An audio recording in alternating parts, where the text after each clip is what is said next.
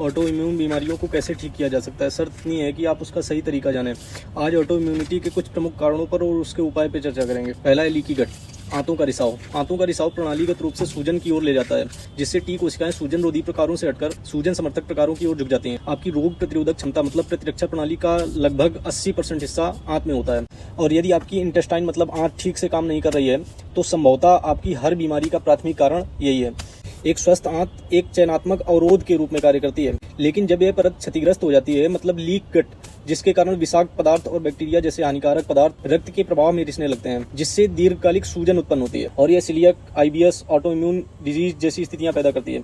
इन T कोशिकाओं को नियंत्रण में रखने के लिए ब्यूटरेट उत्पादक बैक्टीरिया महत्वपूर्ण है। मतलब कम ब्यूटरेट उत्पादन प्रतिरक्षा प्रतिक्रिया को कमजोर करता है, और इसे मेडिकल की भाषा में डिसबायोसिस बोलते हैं। अब बात करें अत्यधिक तनाव की, तो सुनने में अजीब लग सकता है, लेकिन लंबे तनाव से कॉर्टिसोल हाई रहता है, जिससे वास्तव में यहाँ के टिश्यूज में नुकसान पहुंचता है, और इसके कारण सूजन संबंधी प्रतिक्रिया बढ़ जाती है। अत्यधिक एड्रेनलिन के कारण टिश्यूज क्षतिग्रस्त हो जाते हैं, जिससे सूजन को बढ़ावा मिलता है। एस्ट्रोजन की अधिकता भी प्रतिरक्षा प्रणाली पर सूजन संबंधी प्रभाव डाल सकती है, खासकर ल्यूपस जैसी स्थितियों में, और यही कारण है ऑटो इम्यून स्थितियां पुरुषों की तुलना में महिलाओं में कहीं अधिक आम है, जिससे एस्ट्रोजन इसका एक कारण प्रतीत होता है। यदि आपके माइटोकॉन्ड्रिया ठीक से काम नहीं कर रहे हैं तो भी यह समस्या पैदा हो सकती है। वेगस नर्व्स हमारी प्राथमिक पैरासिम्पैथेटिक मतलब शांत करने वाली तंत्रिका है। यह प्रतिरक्षा कोशिकाओं वाले विभिन्न टिश्यूज से जुड़ती हैं और इन्हें शांत होने और सूजन रोकने वाले प्रभावों को बढ़ावा देने के लिए संकेत करती हैं।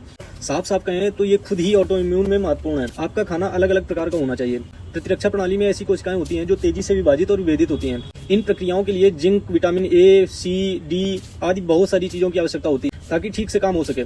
इसके बिना प्रतिरक्षा कोशिकाएं अपना उचित रूप नहीं ले पाती और सूजन की स्थिति में फंस जाती हैं। ओमेगा 3, ओमेगा 6 का संतुलन भी आपकी डाइट में होना चाहिए, क्योंकि ओमेगा 3 सूजन को कम करता है और ओमेगा 6 सूजन को बढ़ाता है, और जब ये दोनों एक साथ बॉडी में जाते हैं तो आपस में युद्ध करते हैं। इनके बीच का जो अनुपात बचता है वही सूजन संबंधी प्रक्रिया का निर्धारण करता है। और लास्ट चीज है ऑक्सीडेटिव स्ट्रेस। प्रतिक्रियाशील ऑक्सीजन शायद सूजन का सबसे मूलभूत कारण है, क्योंकि कोशिकाओं के भीतर ये एनएफ और केबी की सक्रियता को ट्रिगर करते हैं, जो ऑटो इम्यूनिटी में होने वाली हर एक सूजन संबंधी प्रक्रिया के लिए जिम्मेदार है। तो अगर आप इन सभी चीजों को सही कर सकते हैं तो आप ऑटो इम्यून संबंधी बीमारियों से छुटकारा पा सकते हैं।